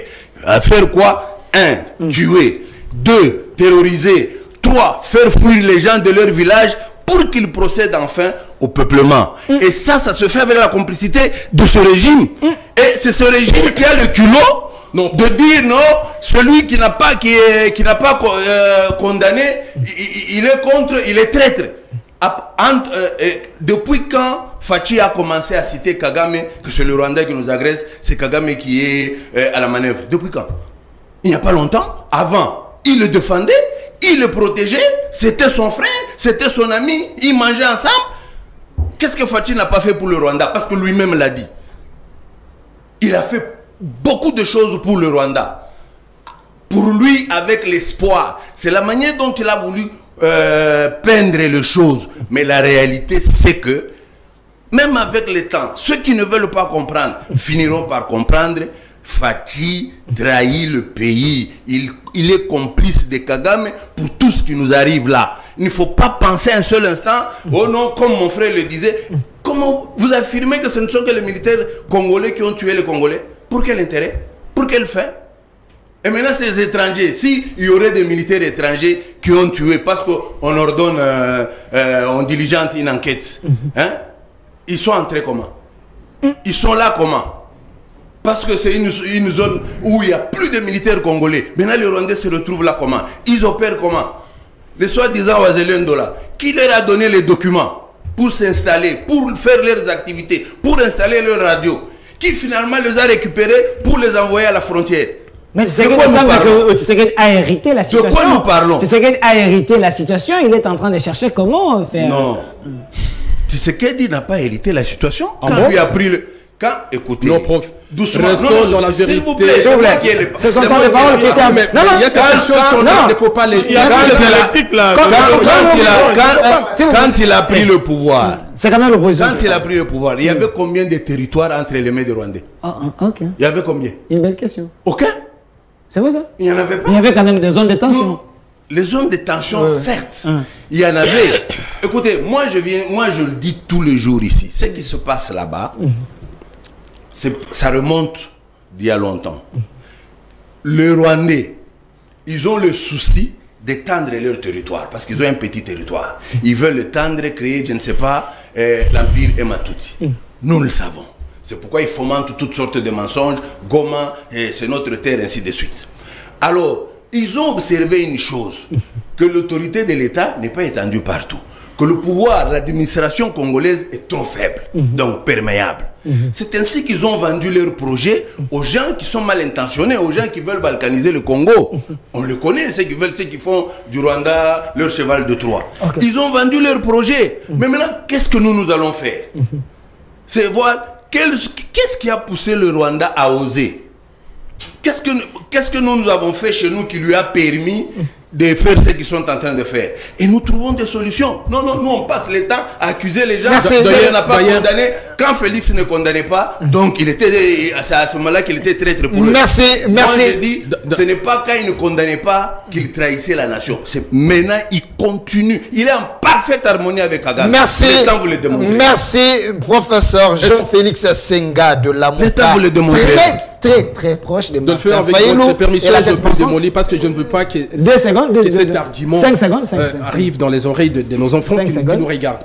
Dire que non, tu sais qui dit trahi. Il faut dire merci à cet homme-là. Pas du tout. Ni t'étais l'état d'urgence. C'est vous qui êtes dans l'ignorance. Ni t'étais l'état d'urgence, il avait pour le pays. Prof, arrêtez de traiter les gens d'ignorance. Laissez-moi vous. Non. Ça, c'est bien le mot, prof. C'est lui qui trahit. S'il vous plaît, c'est son temps de parole. Il collabore avec Kagame pour tout ce qui nous arrive. Il faut dire, il faut pas dire que les gens soient ignorants. patriotiquement, vous êtes dans l'ignorance. Merci. C'est ça nos Il faut comprendre la... Professeur, avec honnêteté patriotique, le mieux c'est de dire merci à Tshisekedi. Ni t'étais l'état d'urgence qu'il avait décrété à ce moment-là. Aujourd'hui, Goma serait administré par le gouverneur de Kigali. C'est tout le contraire. Non, je me dis tout le contraire. Non, je le dis, les gens ont décidé d'élever l'état de droit. Vous vivez en France. J'ai vu au Congo. Vous avez été le collaborateur de l'ancien régime. Armand. Vous étiez dans l'ancien régime. Armand, je suis au Congo. Ne parlez pas de la France. Vous étiez dans l'ancien régime actif. Professeur, il faut dire merci à Tshisekedi. Félix. D'avoir le courage de décréter. Parce que non, décréter l'état d'urgence, c'est la restriction de liberté. Mais c'est la nature de cet État. Il y a un juriste là, liberté de mouvement, l'administration civile entre les mains des militaires. Donc, cette décision de décréter l'état d'urgence, aujourd'hui, Goma, l'état de siège, serait entre les mains du gouvernement rwandais. Merci. Croyez-moi. Merci. Alors, merci. Nous sommes en état de siège. Et ne pas reconnaître que Tshisekedi n'ont pas encore occupé une nouvelle localité. Et ne pas reconnaître que Tshisekedi a hérité d'une situation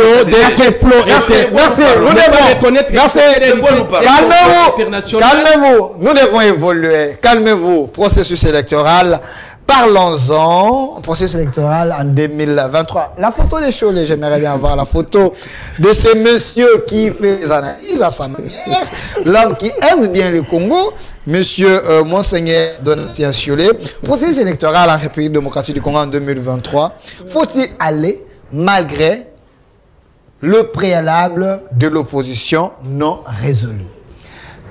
Joseph Kabila, Faïlou, les deux têtes majeures de la République qui font l'opposition, ils ont décidé de ne pas aller aux élections avec ces régimes. Parce qu'il semble qu'il y a un candidat, un membre de l'UDPS, à la tête de la CENI. Monsieur Kabila.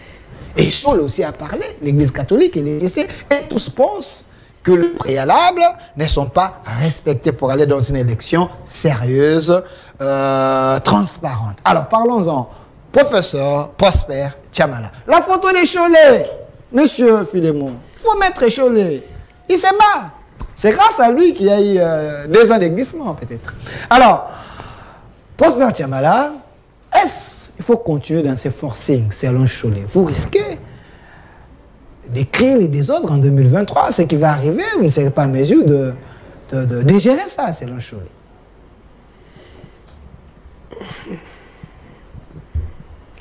Je disais que l'Allemagne a occupé Strasbourg plusieurs fois. Et Strasbourg appartient à la France aujourd'hui. Ah oui. Oui. Et que aujourd'hui l'Allemagne et la France sont les meilleurs alliés. Ce qui s'est passé à Goma ou ce qui s'est passé à Goma, toute proportion gardée, attendons les enquêtes. J'ai entendu les gens développer ici des théories. Je prends Armand qui dit, par exemple, qui ne vous dit pas que ceux qui ont tué seraient des infiltrés au sein de l'armée. Il reconnaît quand même que nous avons des infiltrations au sein de l'armée et que les armes circulent sur la terre de Goma comme pas possible. Récemment, j'étais jusqu'à Béni, j'étais à Goma. Les populations de Goma, contrairement à ce que nous, politiciens qui sommes sur le plateau, en train de dire, parler maintenant, sont contents. Ce qui dérange à l'Est, c'est tous les mafieux, c'est toute la contrebande minière, de minerais et de trafic d'armes. C'est ce qui dérange la plupart des gens qui ne veulent pas de l'état de siège. Faisons encore confiance à ce pays, mais il faut dire que même quand ceux qui sont morts ne seront pas morts pour rien.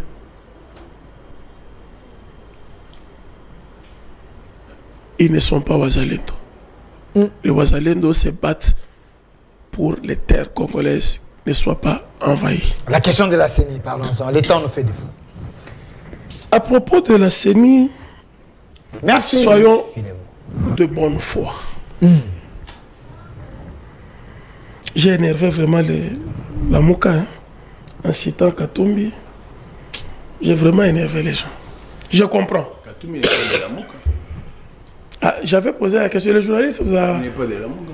vous avez toujours la capacité de prendre le mouvement d'autrui et puis vous en...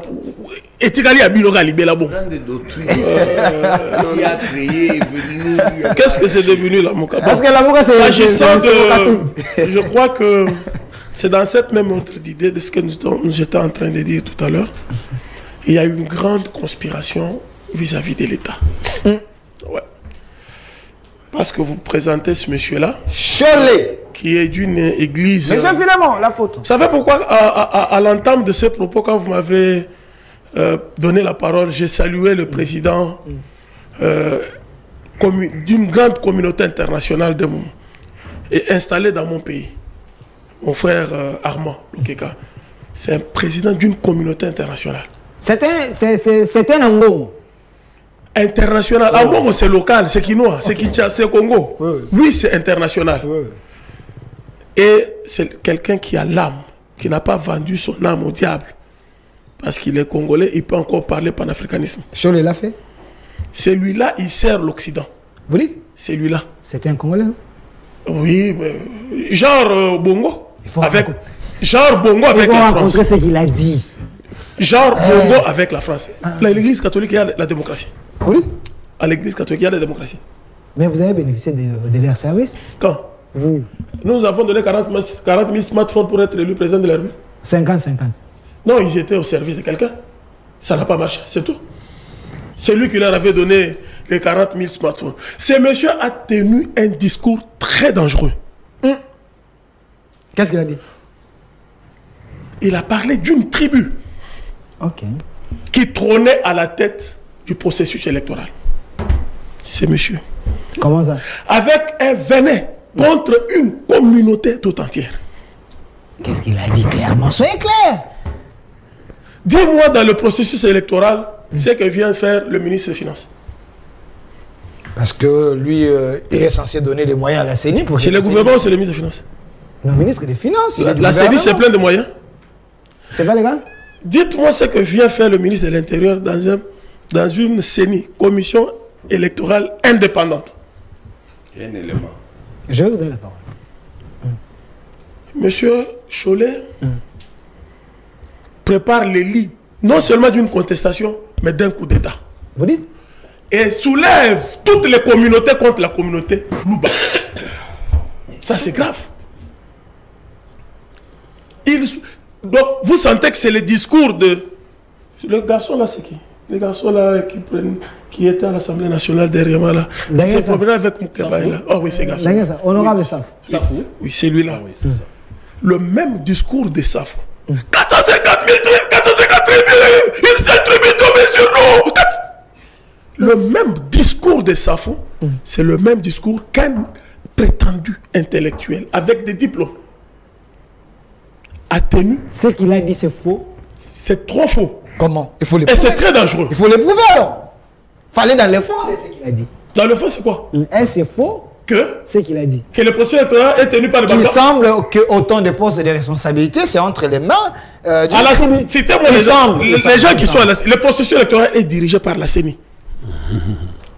Dans la CENI, il y a combien de Balouba? Dans la direction de la CENI. Combien de tribus? Combien de tribus? Pour n'indexer qu'une seule tribu. Ok. Didier Manara n'est pas Louba, non, à moins que je me trompe. Vous l'avez cité. Ok. Patricia Seye. Patricia Seye. Katanga. Moulouba. Du Kassai. Patricia Seye. C'est un nom de Balouba. Non, voilà, c'est ça. Moi, je suis du Kassai. Mais attention, peut-être c'est beaucoup. C'est dans les Seya, elle est Moulouba du Kassai.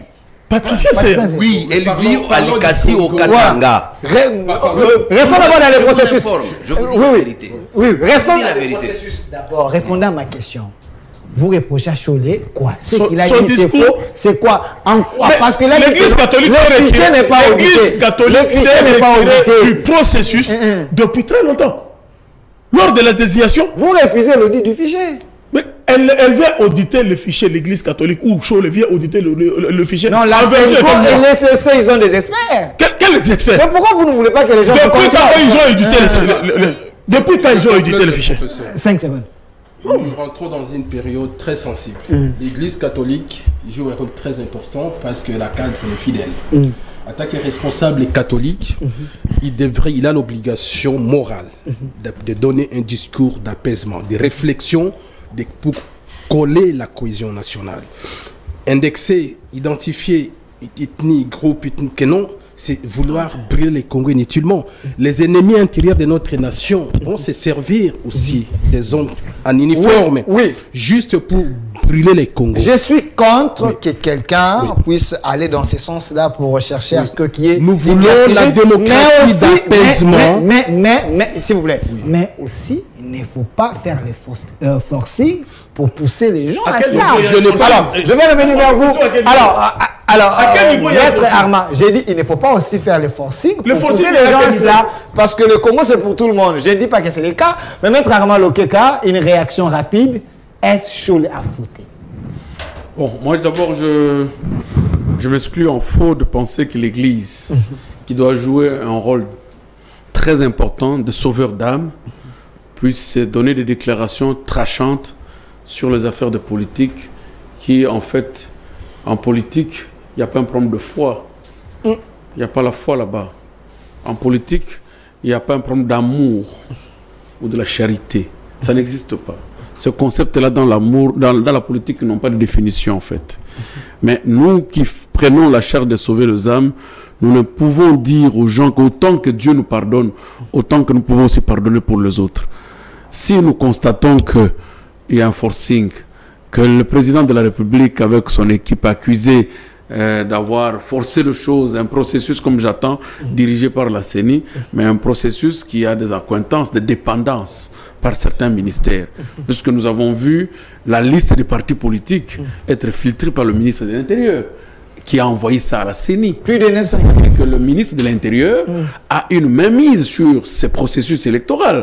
Il peut écarter des partis politiques et ça crée une entorse, ça crée un vice dans le processus. C'est ce que je dis, que dans l'ensemble, nous avons un intérêt de penser, de nous dépasser pour ne pas faire de choses avec des sentiments.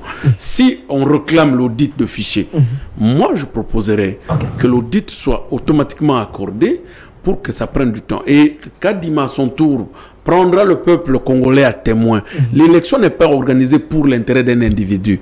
Il l'organise pour écrire l'histoire du Congo. Il doit écrire bonnement cette histoire-là, en disant, je devrais moi amener les élections au 20 décembre 2023. Mais voici les aléas, voici les circonstances, indépendamment du processus et du calendrier, qui naissent suite à une manche qui voudrait voir clair afin que la bonne histoire du Congo soit écrite. Nous voulons que les experts de deux côtés se rencontrent pour auditer le fichier. Des experts appelés de n'importe où. Vous allez voir que l'Église catholique peut même se résigner à la dernière minute en disant non, mais moi je n'ai pas d'experts. Ils parlent peut-être qu'ils n'en ont même pas. Non, s'il vous plaît, je dis, moi je suis... Il analyse. Je suis en train de faire une analyse. Ouais. Autant que vous refusez aussi de ne pas accorder l'expertise, autant qu'il y a aussi risque de manquer aussi des experts en question. Mais ils sont en train aussi de vouloir découvrir votre bonne foi. Et quand vous résistez, ils constatent qu'il y a quelque chose qui ne va pas. Il y a anguille sous roche. Pourquoi nos amis, un fichier qui doit être audité, qui doit être vu, connu de toutes les partis ou tous les partis politiques engagés dans le processus électoral, mais les autres ne veulent même pas que les observateurs neutres en connaissent quelque chose. C'est qu'il y a quelque chose. C'est là où il y a déduction de la fraude. Okay. Ça, c'est en premier lieu. S'il vous plaît. La francophonie était ici. S'il vous plaît. La francophonie. Mais je ne comprends pas. L'OIF était ici, non? Ça n'a rien à faire avec la francophonie. Non, l'OIF. Non, j'ai dit ça n'a rien à faire avec la francophonie. Je parle d'une histoire nationale. Je parle d'une histoire nationale. Au début, c'était... Vous savez aujourd'hui, M. Nanga, quand je lis cette déclaration, s'il vous plaît. Parce que vous êtes juriste. C'est la morale, le bon sens. En vertu de telle loi, l'Église catholique s'est fait prévaloir de faire d'auditer les fichiers. Vous lui avez déjà donné le pouvoir pour ça. Et je vais vous le démontrer. Okay. Quand l'on veut choisir un président de la CENI, la loi dit qui choisit? Les confessions religieuses. Alors, l'Église catholique ne fait pas partie? Il n'y a pas d'autres confessions religieuses. Non, je demande pour la CENI. Pourquoi vous ne dites pas que pour choisir un président de la Banque centrale du Congo, nous devons appeler les religieux? Vous leur avez donné le pouvoir dans cette institution et que leur intervention se limite dans cette institution dont eux-mêmes vous disent ce qui se passe à l'intérieur. Si celui-là était venu de Kimbanguiste, c'est-à-dire c'est une corporation de confessions religieuses. Oui. Mais deux membres de confessions religieuses voudraient vous présenter une inquiétude qui s'avère indispensable, s'il vous plaît. Même vous le savez bien. Ce que vous étiez en train de réclamer hier, aujourd'hui, vous devenez imperméable. Il semble que dans le fichier, là, il y a même des fœtus, il y a les hommes morts. Moi, je dis simplement que le président de la République accorde de cet audit. Vous trouverez même nos amis de l'opposition risque d'avoir même pas un seul expert. Est-ce qu'on a le temps? Est-ce qu'on a le temps? S'il vous plaît. Le temps est favorable. La notion du temps ne peut pas primer par rapport à la notion de la valeur des élections. Puisque la valeur de l'élection ou la valeur d'une élection prime le temps. Vous voulez forcer par rapport au 20 décembre, nous vous disons non, un atterrissage pareil a toujours eu un peu de crash. Merci. Nous appelons tous les partis. Il y a d'abord des choses qui disent la vérité. Attendez. Qui? Le cardinal Mbonga Kikwit avait dit nous n'accepterons même pas un glissement d'une minute. Non, non. Quand il parle d'un glissement d'une minute, c'est en dépit de tout ce qui s'accroche sur le forcing. Mais si aujourd'hui, si aujourd'hui, vous repartissez 10 jours pour demander à l'opposition et aux confessions religieuses d'amener les experts pour auditer le fichier, 10 jours que vous prolongez pour le dépôt de candidature. Les 10 jours que vous prolongez pour le dépôt de candidature, non prévus dans les calendriers. Vous nous accordez ces 10 jours-là. Ils risqueront de vous dire, voilà, on a compris, nous n'avons même pas de... Donc l'essai ne va pas tomber. Le problème, c'est que les deux parties ne veulent pas s'accorder. Ils veulent écrire leur propre histoire et non l'histoire du Congo. Merci. Alors, nous faisons des choses à nous décalquer des sentiments. Maître Paul Okito. Nanga dort très mal aujourd'hui. S'il vous plaît. Nanga dort très mal. Maître Paul Okito, c'est également votre... Je vois comment mon frère est en train de dormir très mal. Il écrit n'importe quoi parce qu'il connaît sa conscience. Vous l'avez vu dans les rêves. De ce qu'il a vu. Maître Paul Okito, mais pourquoi vous, les régimes, vous refusez les préalables de l'opposition si vous voulez un processus sérieux et clair et paisible? Primo, c'est pas trop. Je peux vous répondre à quelques minutes. Primo, parce que nous sommes des légalistes, nous sommes des nationalistes. Pourquoi des légalistes? Si M. Nanga oserait d'accorder l'audit, parce que les élections congolaises, c'est pour les Congo, pour les attributs de notre pays. On ne peut pas faire des élections congolaises et les élections américaines ou françaises ou belges. Tant que la Belgique ou la France n'a pas encore vu ce que nous sommes en train de faire, c'est que les élections ne seront pas crédibles. Si M. Kadima oserait de prendre une décision pour rallonger, accorder, faire venir les étrangers dans notre pays, ils seront nourris par qui, hébergés par qui, mais ces gens à l'opposition ne peuvent pas nous dire. Il prend une telle décision, mais nous allons déposer des recours devant les juges, pas une décision illégale. Parce que rien dans notre constitution n'accorde le droit à M. Kadima de prendre décision pour faire venir les étrangers, les non-congolais, à vérifier les fichiers électoraux. Il faut que ce soit codé par la Constitution. Mais normalement, parce qu'il est régi par la loi, il exerce ses attributions par la Constitution. La Constitution ne réglemente pas le comportement du président de la CENI. J'en arrive, vous allez... Non. Qui termine, s'il vous plaît. De la même façon qu'il ne voulait pas que de mauvaises choses soient consommées par nos enfants, moi je dis aux enfants que la Constitution ne réglemente pas le comportement du président de la CENI. C'est ce mot de la L'opposition nous attend le 24 décembre. Que non, le 24 décembre, il n'y a pas d'élection, même pas une seconde pour Tshisekedi. Et aujourd'hui, je ne vois pas où est-ce que M. Kadima pourrait trouver 10 jours, 20 jours, 30 jours. Parce que rien ne peut nous garantir que non, le fichier électoral pour visiter, revisiter, c'est à l'espace de quelques minutes. Et ça prendra une semaine, 2 mois, ou 3 mois. 10 jours. Non. Et où est-ce qu'il peut trouver ces 10 jours? Où est-ce qu'il peut trouver ces 10 jours? Il a fait l'audit avec ses amis experts dans les pièges parce que vous vous préparez à faire sauter la République. Vous préparez à faire sauter la République. Ah oui, par des manifestations. Par des manifestations. Non. Vous pouvez me doiter dans ce pays. C'est l'opposition que nous allons faire sauter la République après le 24 décembre et s'il n'y aura pas des élections. Donc Tshisekedi, les légalistes et la CENI aussi doivent nous donner des élections dans les délais. Merci. Alors, professeur Jean-Félix, c'est également votre mot de la fin. Vous avez la mouka. Et de Martin Faïlou, il n'y aura plus le temps pour glisser. Alors, vous n'êtes pas aussi...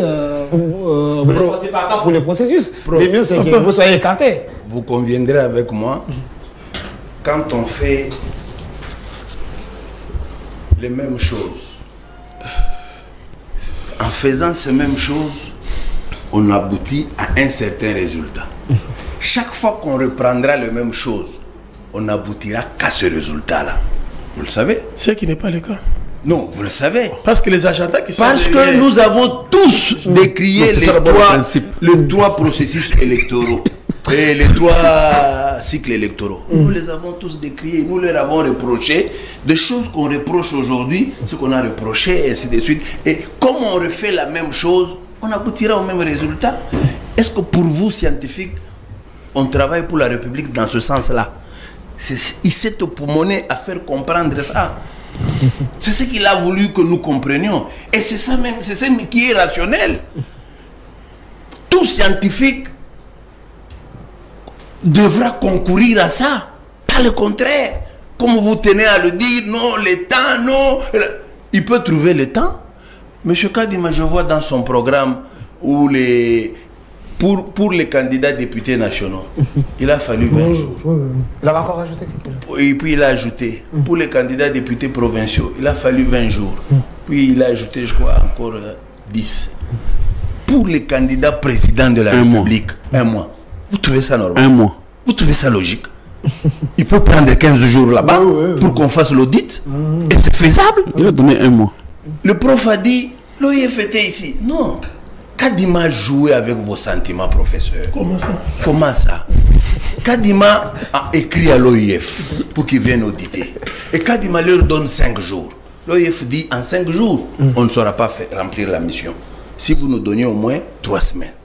Kadima dit, non, je ne donne pas. Et vous voulez dédouaner Kadima? Donc c'est un piège. C'est de l'aventure. Kadima a piégé les gens et les gens de l'Union sacrée tombent dans son piège. Pas vous. Et ce que je regrette, non, moi ce que je regrette, je veux que n'importe qui de l'Union sacrée tombe dans ces pièges. Pas le prof, pas le maître. Pas vous. Les autres peuvent tomber. Les autres peuvent tomber. Et les scientifiques, non? Non, pas du tout. Ça n'a pas de sens. Ça n'a pas de sens. Je ne comprendrai pas ça. Merci. Je ne comprendrai pas ça. Et moi, je félicite la bravoure, le sens des responsabilités de Monseigneur Cholet. Pour s'être prononcé. Malgré les discours doucement. Moi, personnellement, les discours, j'ai dit la vérité. C'est long. J'ai pas tout suivi. Donc moi, je n'ai pas suivi là où on parlerait comme il a dit d'une tribu. Dieu me voit, je n'ai pas suivi ça. Et quand je suivrai ça, mais vous avez suivi, je peux condamner même tout ce que j'ai suivi. J'ai vu le sens des responsabilités.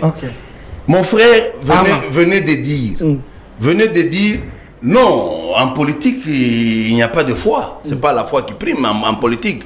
L'Église n'a pas que la mission de promouvoir la foi. L'Église n'a pas que cette mission.